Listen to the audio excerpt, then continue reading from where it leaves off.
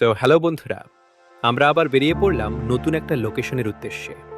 চলো, দেরি না করে যাওয়া যাক। তো তোমরা পুরো ভিডিওটা স্কিপ না করে দেখতে থাকো।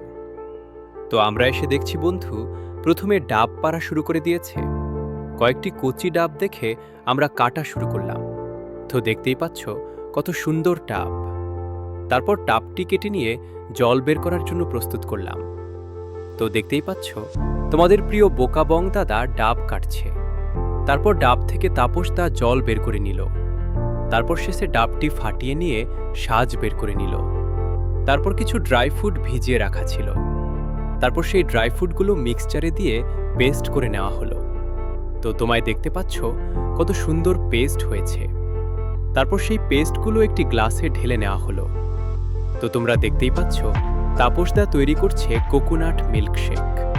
এত সুন্দরভাবে তৈরি করছে, জাস্ট